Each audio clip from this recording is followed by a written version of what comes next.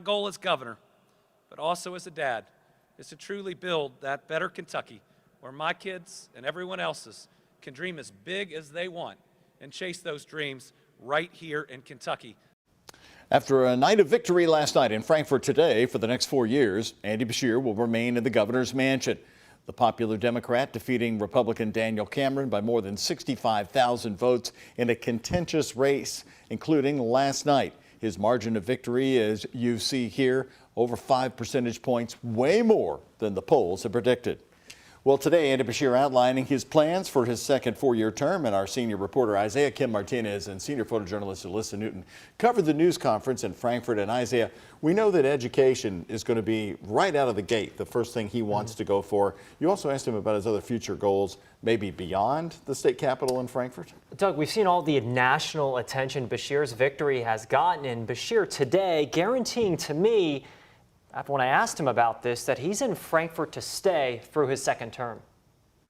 I'm going to serve every single day of these next 4 years. A big red heart set up in front of the governor's mansion saying thank you to Kentuckians after a successful re-election campaign. About 3 months out, my daughter said, I really like living here. I don't want to move. And on Wednesday, the now two-term governor saying they're not going anywhere. Come on, Wendy.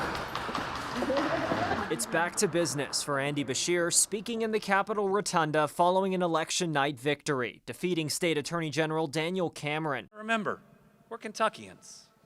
We have more in common than anything they're arguing about in Washington, D.C. The governor outlining his two major priorities for this coming legislative session, both securing an 11% raise for educators and universal pre-K. Listen, people saw a hard-working governor the first term, and in this campaign, I'm going to work just as hard because every last moment is precious. But if Beshear's first term serves as any indication, both items will likely be uphill battles against a Republican supermajority in the legislature. What may you do differently to get that 11%, specifically convince the legislature it's worth it? Well, I think that first of all, we'll have those conversations, but the shortage getting worse ought to convince every legislator that we have to do more. Beshear says he'll double his efforts to ensure a two-way working relationship with the General Assembly. Now, the phone works both ways, and we need to make sure that everyone is reaching out. And as for the future of the Democratic Party in Kentucky, which some have speculated could be in danger following Beshear's final term, I'm confident that that's not the case.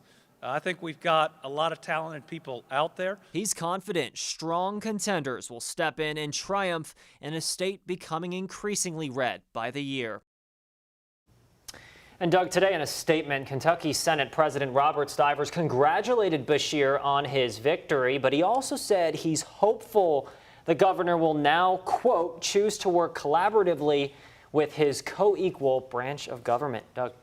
Well, you know, the message from the voters was clear last night. They rejected the anger issues that were front and center in this campaign. But Kentucky lawmakers, they really don't have to work with the governor, Isaiah. As you know, they've increased their grip on Frankfort and basically control everything how it works. You're absolutely right. They have no reason necessarily to go one way or another. We even saw on X, formerly known as Twitter, this morning, Doug, Senator Damon Thayer basically reminding the public of this supermajority the Republicans hold in the legislature. But a key point that Beshear told me when I asked him about it today, he said he is now term limited.